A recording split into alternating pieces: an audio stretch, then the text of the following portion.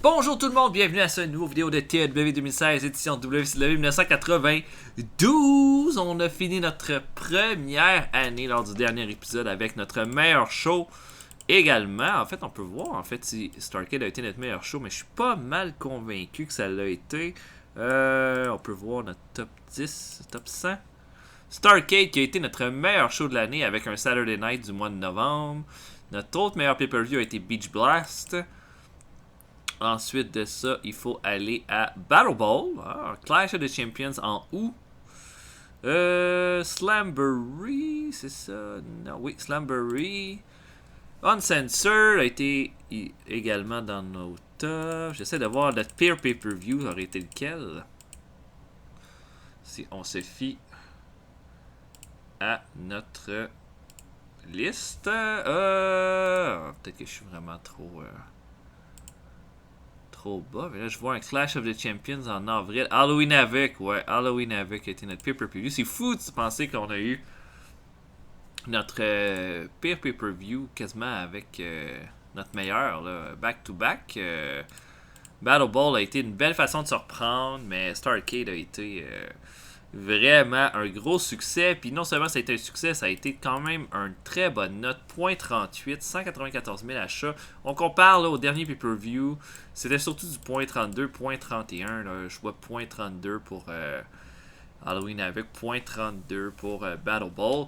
Starrcade allait chercher un 0.38. Un petit peu plus, c'est notre meilleur pay-per-view. L'autre était le Great American Bash. Maintenant, on se prépare pour une autre année. Je pense qu'on peut dire que cette WCW-là a énormément changé par rapport à la WCW qui était là à l'époque. Évidemment, il y a des éléments qui sont quand même semblables.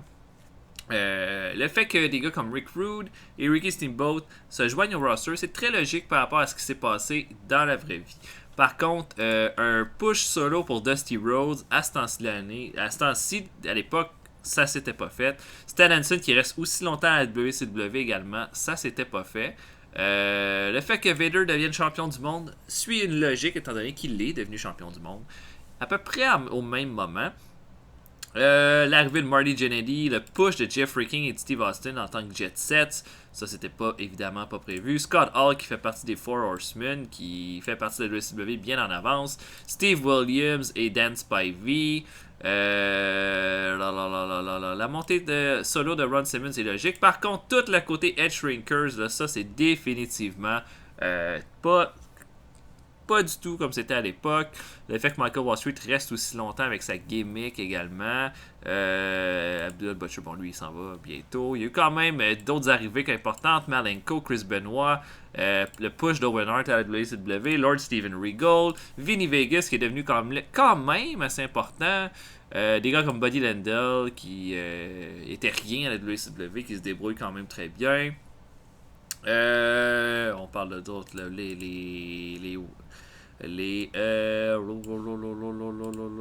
j'essaie de voir. C'est sûr que Hardbar, son push, pas prévu non plus. On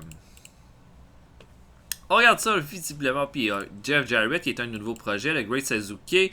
Honnêtement, il y a quand même des bonnes choses là, qui sont en train de se faire. Puis je pense que on est en train d'avoir notre identité par rapport à nos workers. Il y en a que je pense qui vont prendre des retraites bientôt. Je pense à peut-être pas Michael Hayes.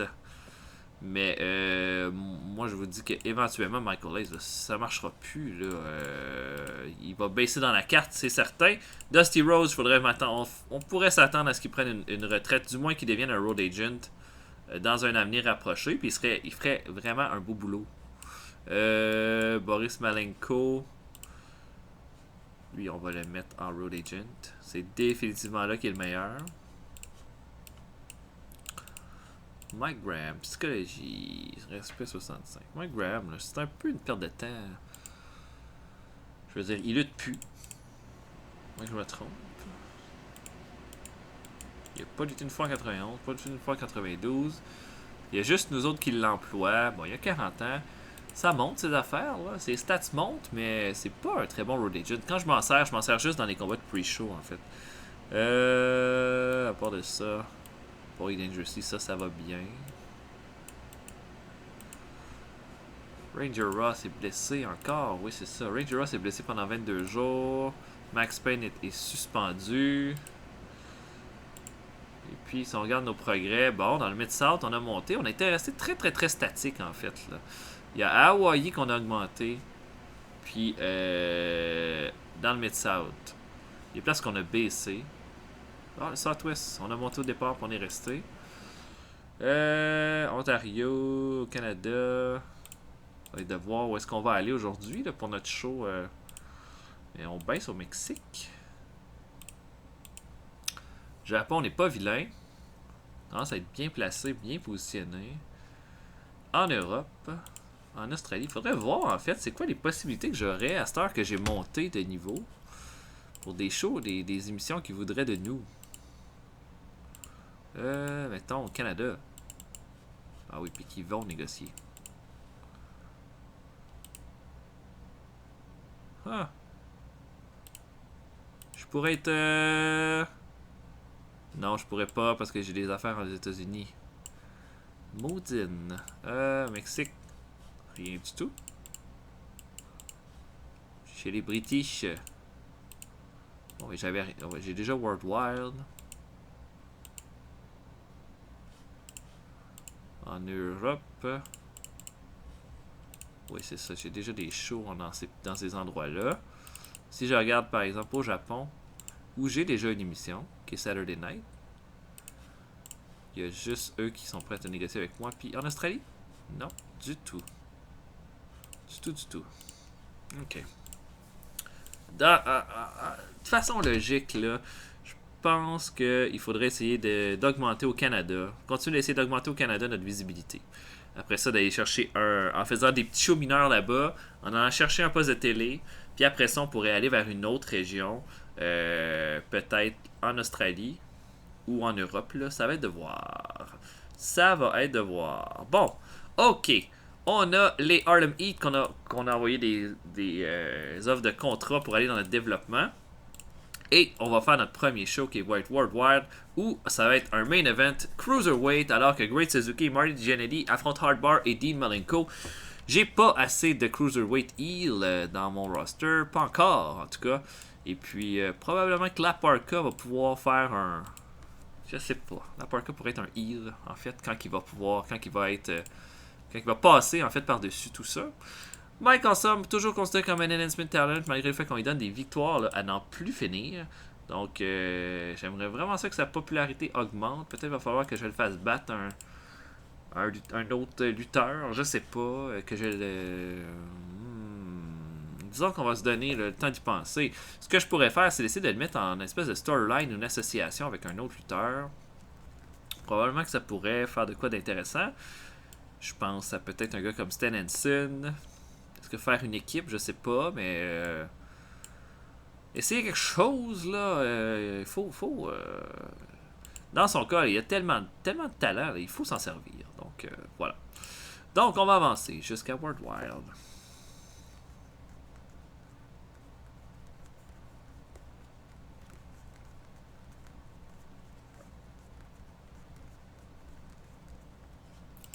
Oh!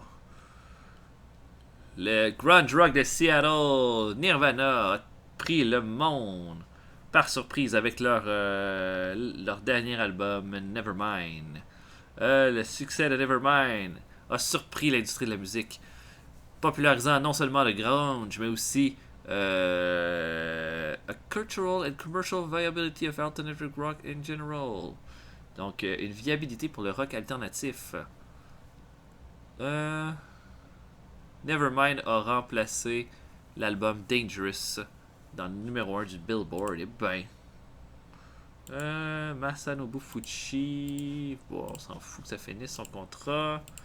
PNW Deadly Game. And Madrid a battu CW Bergstorm. Bon, ben, parfait.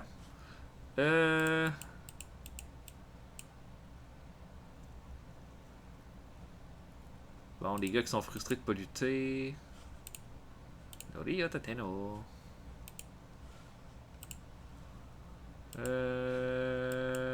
Jim Brunzel, Forgotten.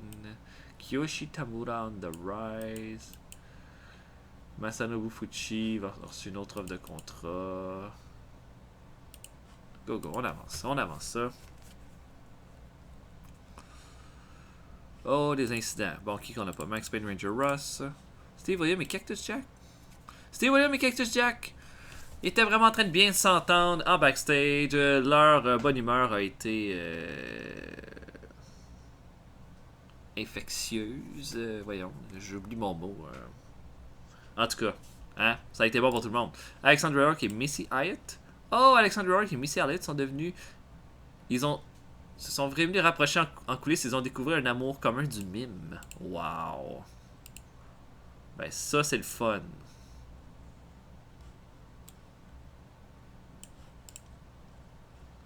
Ben, je suis bien content. Ok, on va faire un medal maintenant.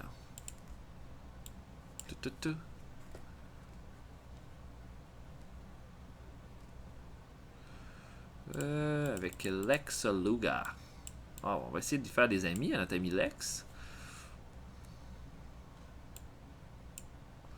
On pourrait essayer de mettre ami avec Regal. Non. Il veut rien savoir. Bon, je book, on se voit tantôt. Ok, on nous sent pre-show. Hayabusa affronte le Hellman dans un combat tout à fait correct de pre-show. Je me suis dit, qu'est-ce que je voulais voir, qu'est-ce que ça donnerait là. Hayabusa contre une espèce de gars qui est quand même capable de faire un peu d'autres voltiges. Ça donne un bon combat de C-. Hellman va l'emporter avec son super kick. La performance de D- pour Hayabusa. Je pense que Hayabusa, ça regarde bien ses affaires. On a ensuite Rip Morgan qui affronte Chris Jericho. Morgan va le battre à 10 minutes 2. Belle performance de Jericho avec un D, quasiment aussi bon que celle de Rip Morgan. Et Jericho améliore son performance skill avec ce combat-là. C'est très très bien. Pour Rip Morgan, on lui a donné un petit storyline avec Jeff Jarrett. C'est pas mal fini là, pour lui en ce moment. Là. Il va rester dans le bas de carte. Rey Mysterio affronte Chris Benoit. Une grosse performance de Benoit avec un C+. Mysterio fait quand même pas mauvais avec un D- et améliore son performance skill. Bon combat de 7 minutes 47 où ce que Benoit l'emporte avec son diving headbutt. Il faut commencer à développer des heel cruiserweight et Chris Benoit en fait partie. C'est sûr que Benoit va se diriger lentement pour devenir un heavyweight, mais à cette époque-là, il était encore considéré comme un cruiserweight. Et le dernier combat de pre-show, Steve Williams affronte Cool Von Crush. Une de nos récentes acquisitions. Williams va le battre avec son Military Press Slam à 7 minutes 47. Et Williams va très bien paraître dans le combat. On va ouvrir ça avec un match. Jeffrey King affronte Eddie Guerrero. Un espèce de mini rematch de Starrcade dans un bon combat de 11 minutes 48.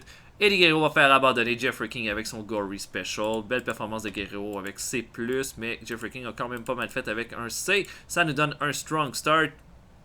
Et une belle façon de commencer notre show. On a ensuite Anderson et Sid Vicious. On les voit en coulisses. La caméra les voit. Sid Vicious est super déçu de leur défaite à Starrcade. Anderson lui dit, on va trouver le moyen de faire un impact. On est les Four Horsemen.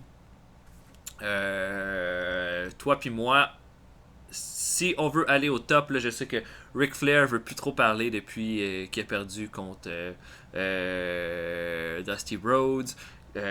Scott Hall a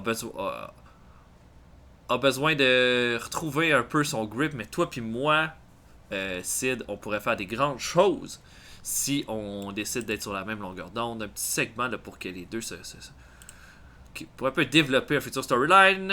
On a ensuite un combat entre Kevin Sullivan et Joel Deaton. Bon, la gimmick de Kevin Sullivan, on va la changer après le show. Kevin Sullivan. Il bat Joel Deaton avec un Devil Stomp à 10 minutes 6. Une belle petite performance. Du C pour Sullivan. Et après le combat, Sullivan fait une promo en disant que maintenant, il a eu le temps de récupérer, mais maintenant, ce qu'il veut, il a les yeux sur le titre télé et il dit que les Faces of Fear vont tout faire pour détruire Dustin Rhodes jusqu'à temps que Rhodes lui donne ce qu'il demande. Le titre télévision. C'est quand même bas pour une promo de Sullivan. On a ensuite le Great Suzuki et Marty Jannetty qui affrontent Hardbar et Dean Malenko. Un très bon main event. Des belles performances pour Malenko et Hardbar qui ont fait un C+. Et c'est Suzuki qui va surprendre Dean Malenko avec un Michinoku Driver pour la victoire. Et va pointer Hardbar après le combat dans le sens, tu vas me donner mon combat de championnat. Hardbar améliore son Rumble Skill, Flying Skill, Performance Skill avec ce combat-là. Bon, ben, une belle performance. Un bon combat avec plein de... Oh, JNT, sa drogue. Non, ok. Après le combat, Hardbar va faire une promo en disant que Great Suzuki est une perte de temps en tant qu'être humain. Et puis qu'il l'a battu déjà 2 fois et que là, il veut une 3e chance au titre. Il dit que ça va pas se passer comme ça.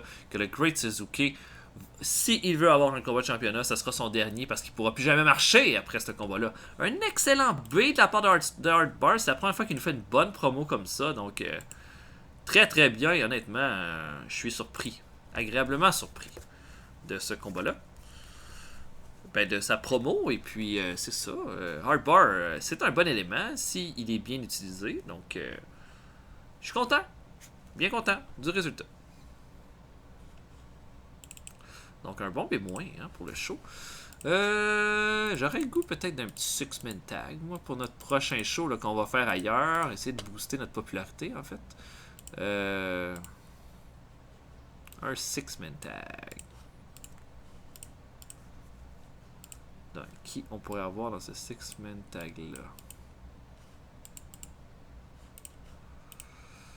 Let's bear with them.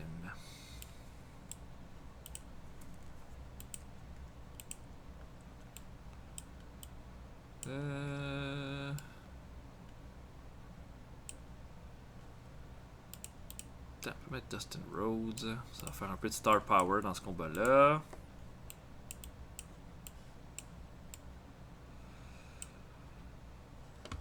Tiens. Le Patriot. Qui là est en solo pendant un petit bout de temps. Donc aussi bien l'utiliser.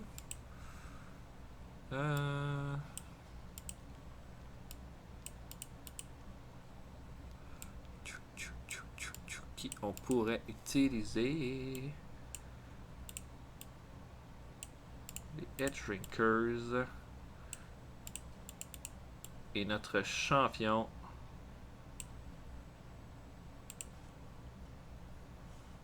Des États-Unis. Bon, 6-man tag, ça. Ah, ouais, j'aime ça. J'aime ça, j'aime ça, c'est sexy. C'est sexy.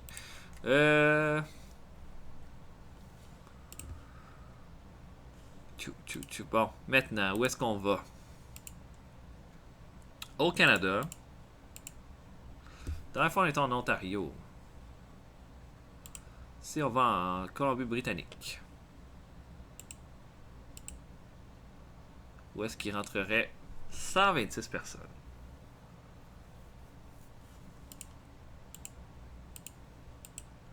Il n'y a aucun stade au Manitoba. Au Québec, on est à F+. Wow. Aucun stade dans les Maritimes. Bon, on va aller en Colombie-Britannique. On fera pas une grosse affaire, mais voilà. Donc, on se voit tantôt. Je book ça et à tantôt tout le monde. Ok, on commence ça. Ultimate Dragon affronte Dave Taylor. Bon petit match, D+. Taylor va faire son Bridging Fallaway Slam pour la victoire. Dans le cas de Taylor, il va surtout accompagner Regal qui va avoir une grosse storyline ce mois-ci. Donc, voilà, c'est tout à fait acceptable. Ensuite, Jeff Jarrett affronte Tony Anthony. Jarrett va faire une belle performance de Dave. Va faire un pile driver à Tony Anthony. Dans notre développement, le Dirty White Boy. À 6 minutes 36 pour la victoire. Donc voilà, autre combat de pre-show, Steve Armstrong affronte School Von Crush. Armstrong va faire son missile dropkick à 7 minutes 57 pour la victoire. Von Crush, là, c'est pas des grosses performances, il est pas encore prêt en fait. Il va améliorer sa technique par contre avec ce combat-là. Et Von Crush a du star quality, ce qui est vraiment pas vilain. Et finalement, dernier combat de pre-show, la Can-Am Connection affronte Sabu et Lance Storm. La Can-Am Connection qui va l'emporter. La Fond va faire encore une belle performance de C-. Lance Storm va améliorer son Rumble Skill. Furnace va faire son Frankensteiner à Lance Storm pour la victoire. Donc, des belles performances de tout le monde ici. On va ouvrir ça avec Jeffrey King et Steve Austin, qui vont arriver dans le ring accompagnés de Paulie Dangerously. Chacun va prendre le micro pour dire qu'est-ce que Brian Pillman et Eddie Guerrero peuvent être vraiment fiers de les avoir battus à Starrcade. Mais une chose est sûre, Brian Pillman et Guerrero, c'est rien.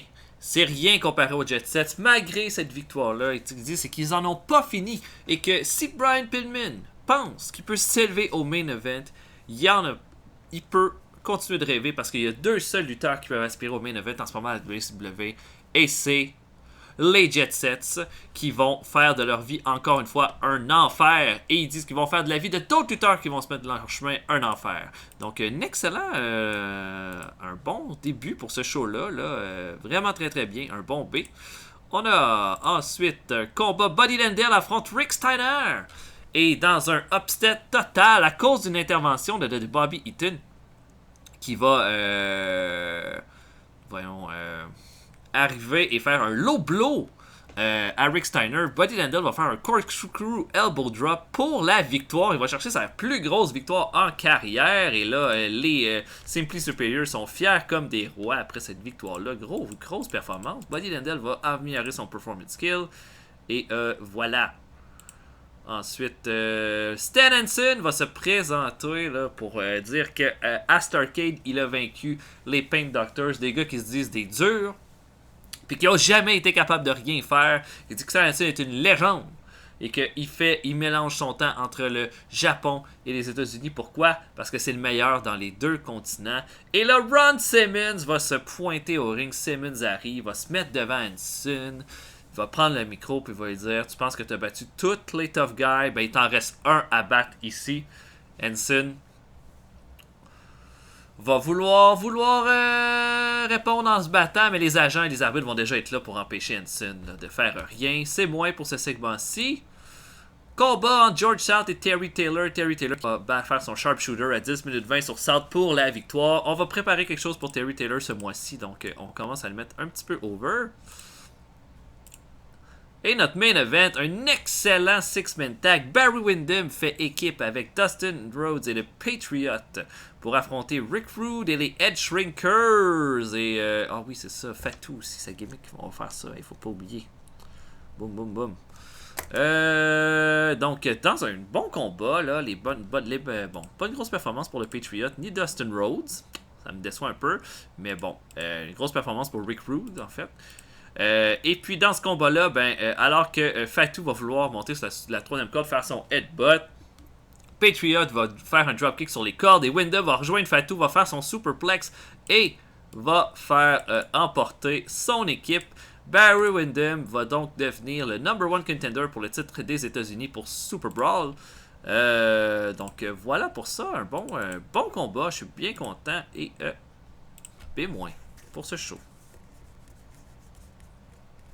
C'est très bien. C'est très bien. Hey, c'est notre arbitre, c'est Jimmy Jet.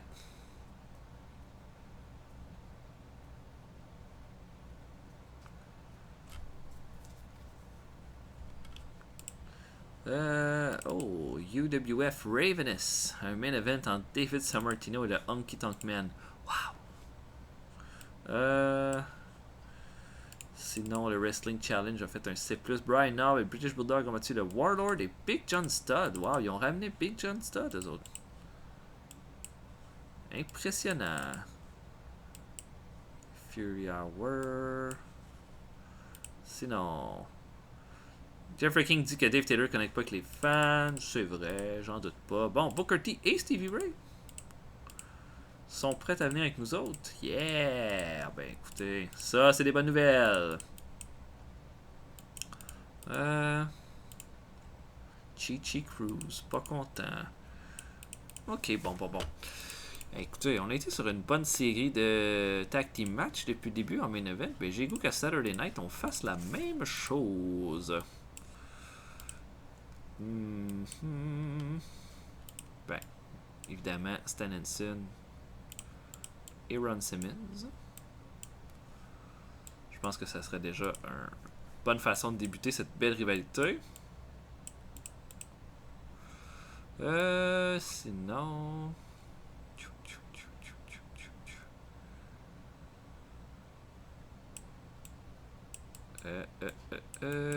Ben regardez, on va y aller. Gros main event. Holy crap!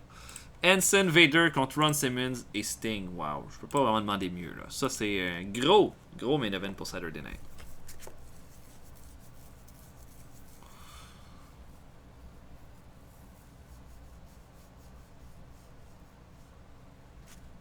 Oh, Vader. Vader, best in the world. He's a monster of a man and a monster of a wrestler. He's known as Vader. Brutal, known, work for his different property. Vader est une force dominante dans le monde de la lutte et peut-être le meilleur au monde. Il est le meilleur au monde. C'est le meilleur au monde. Oh, c'était un show de la NJPW. Ouh, pas des grosses notes. Terry Funk a battu le Dynamite Kid dans Main Event. Ugh. Koji Kanemoto a battu Akira Nogami pour le titre, pour garder le titre Junior Heavyweight. Darkness Fall. Darkness Fall, c'est Kushinaka et Ueda ensemble ont battu Kodo et Tarzan Goto.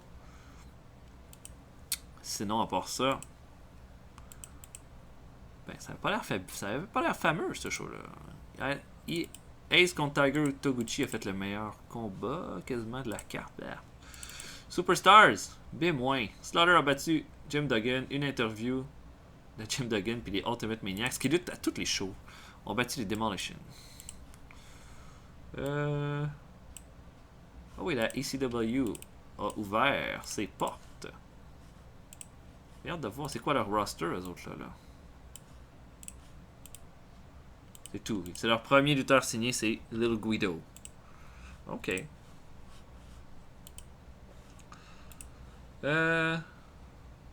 Ok, Ueda est blessé, Chris Adam, rien d'intéressant. Et on continue d'avancer.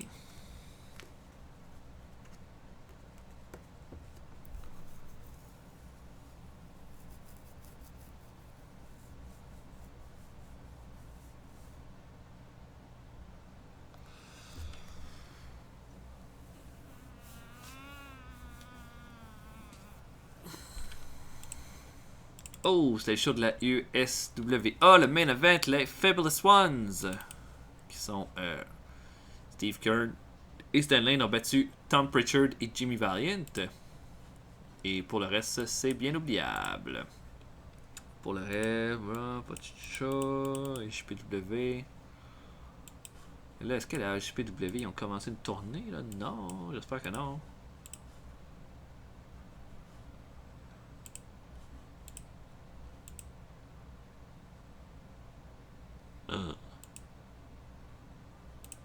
Ok, fait qu'il peut pas être à Power Hour, mais il peut être à Saturday Night.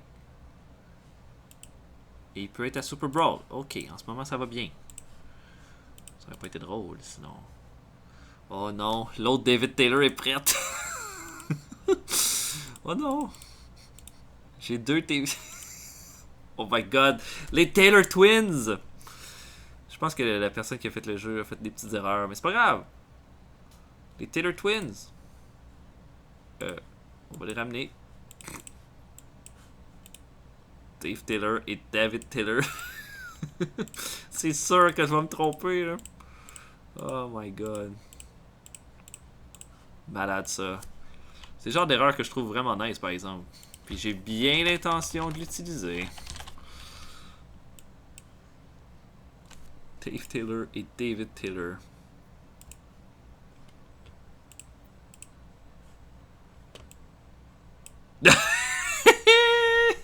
Ok, c'est malade ça.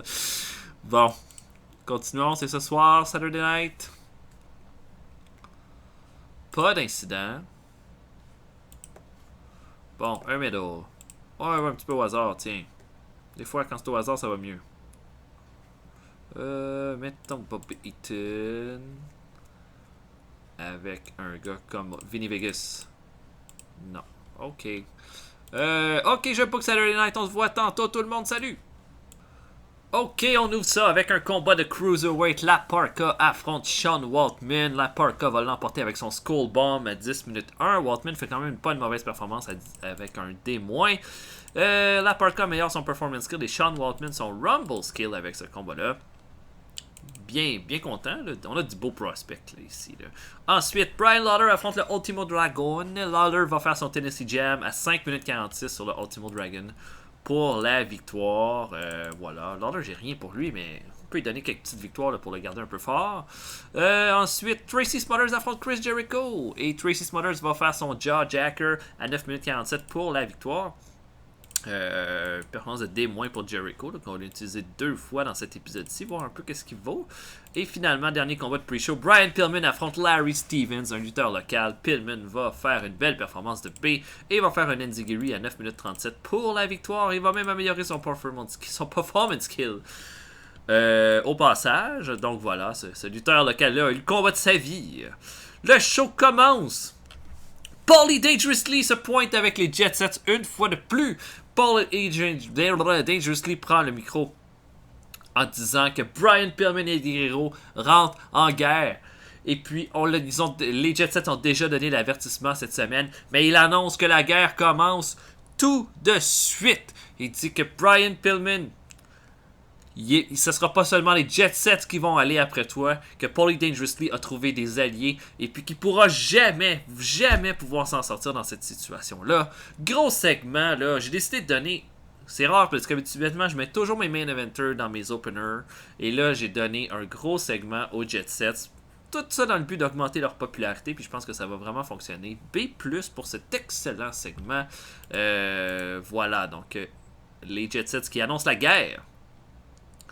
On a ensuite Cactus Jack qui rencontre Scott Hall en coulisses. Cactus Jack demande à Scott Hall si il pourrait y avoir une possibilité de joindre les Four Horsemen. Scott Hall le regarde vraiment, lui dit mais avant qu'on puisse commencer à penser que tu puisses joindre les Four Horsemen, va falloir voir ce que tu vaux.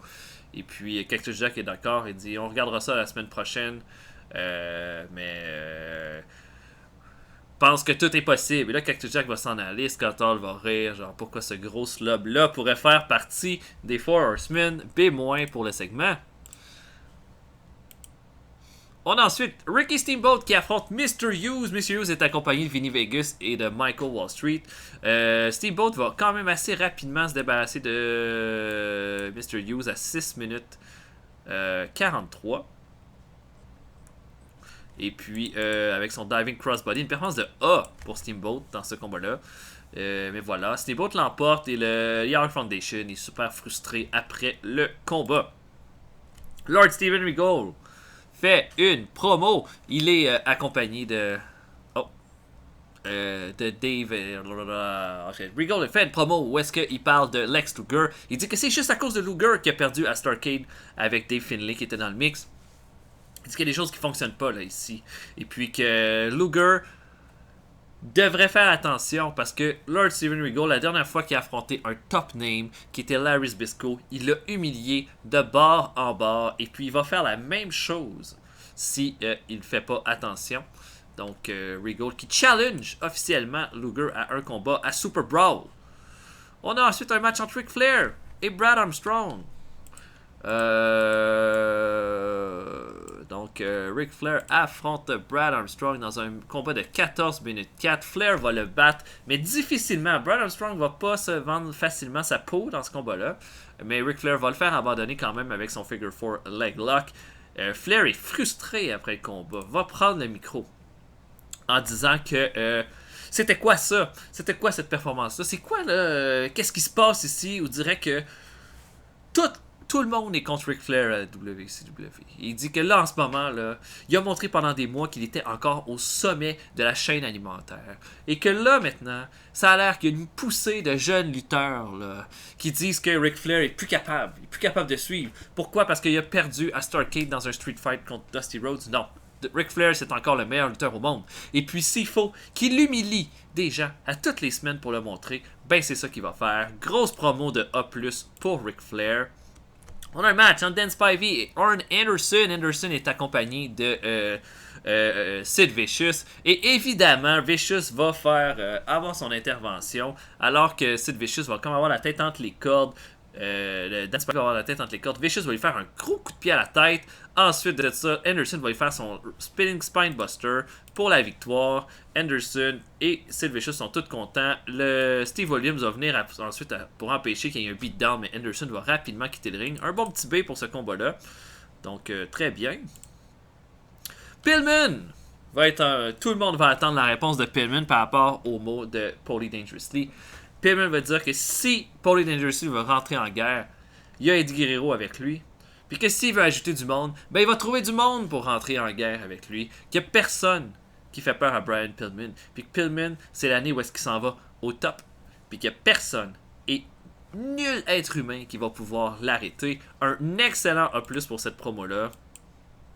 Pillman is the man.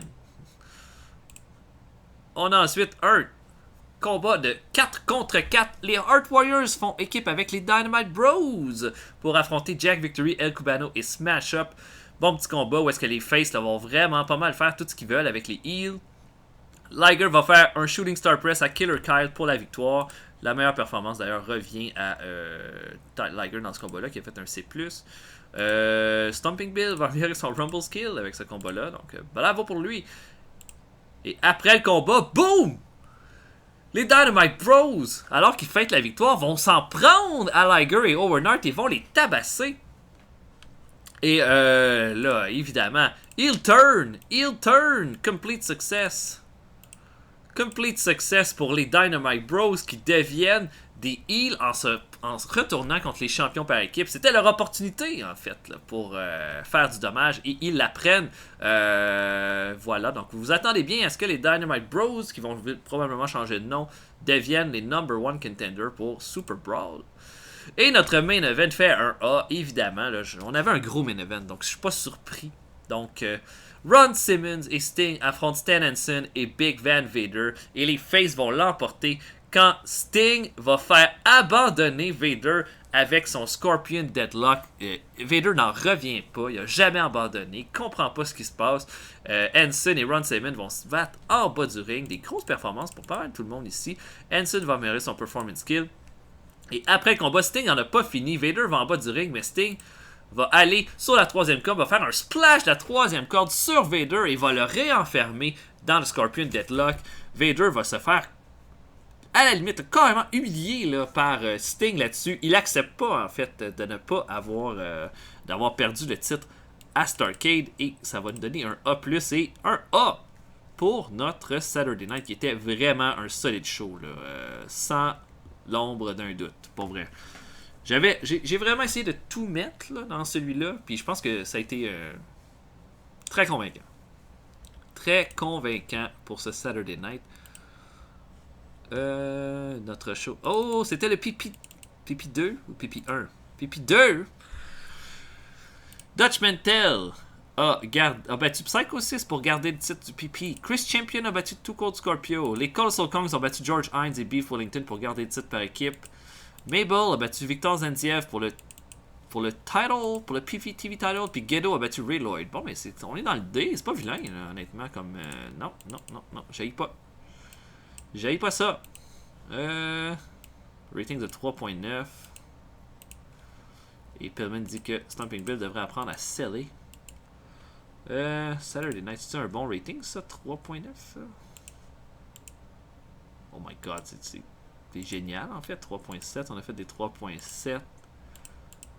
Quand même! Oh, c'est peut-être notre plus gros rating qu'on a jamais fait. I like it! Ok, mais on va regarder ça pour notre prochain épisode. Qu'est-ce qu'on book pour World Wild?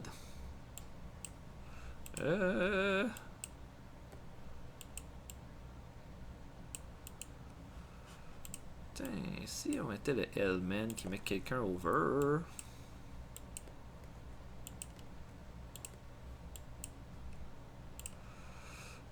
Contre Pillman, non. Mais tiens, contre Barry Windham. Belle façon de mettre Windham en avant, de le faire gagner contre un gars comme le Hellman. Oui. Barry Windham contre le Hellman en main event de World Wild. Et puis, ah oui, no gimmick. Hein.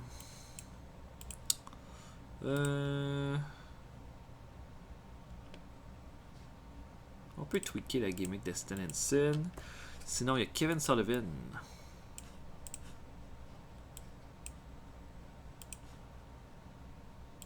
Bon, sa gimmick est comme rated average. Peut-être qu'on peut y trouver quelque chose de meilleur pour lui.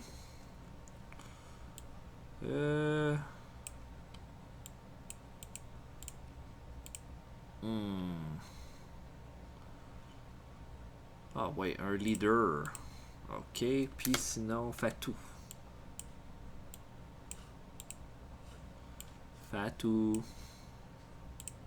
On va tweaker la gimmick du sauvage.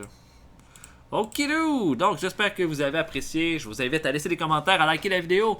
Et je vais vous souhaiter à tous une excellente journée. Salut tout le monde!